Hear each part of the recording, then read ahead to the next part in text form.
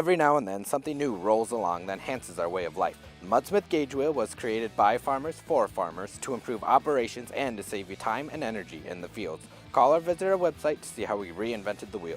Manufactured by Mudsmith, LLC.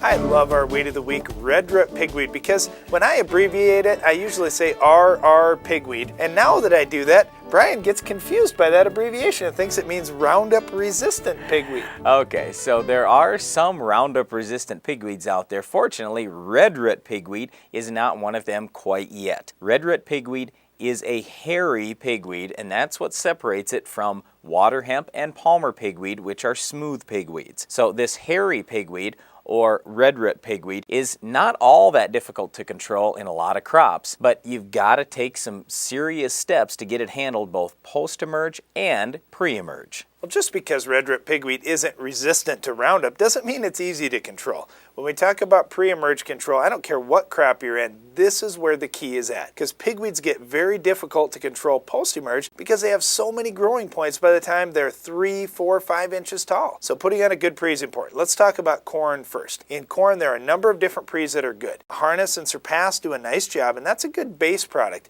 But many of the combination products that throw in some atrazine are a little better, although I'm not a big fan of atrazine pre.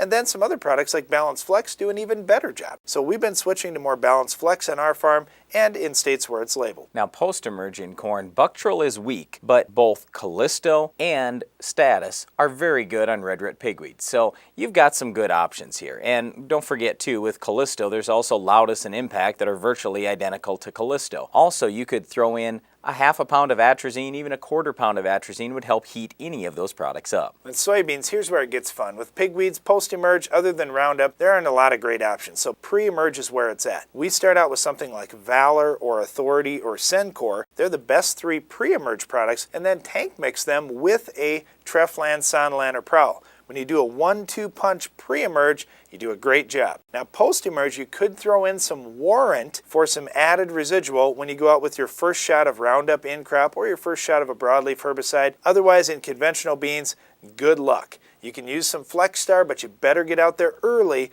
otherwise you won't do a good job. If Redroot Pigweed does start to become resistant to Roundup, make sure that you're spraying that Flexx Star, or you could use Cobra or Ultra Blaze or something like that when the weed is real small. We're talking 2 to 4 inches tall. Now also Cadet and Resource can help out a little bit, but they're not going to be quite as good as Flexx Star. With the prevalence of Roundup-resistant weeds across the country, many farmers are switching to Ignite in Liberty Link soybeans. Now you have to keep in mind with Ignite, to get the best weed control possible, again, use those pre-emerge products and then follow up with Ignite when those weeds are 2 to 4 inches. You'll do a fantastic job on Redroot Pigweed. Now with Redroot Pigweed in wheat, it's really not that tough. You can put down Pre-Pare, pre-emerge. Otherwise, post-emerge, you've got a lot of options. Wide match is okay, but I'd throw in a sulfonyl urea product like Affinity or Addition. Also, you could run with Husky. That will do a decent job too. Redroot Pigweed is a tough annual weed. Fortunately, it's not Roundup resistant just yet, so keep it under control on your farm. Well, that's it for our Weed of the Week, but stay tuned. Iron Talk is coming up next.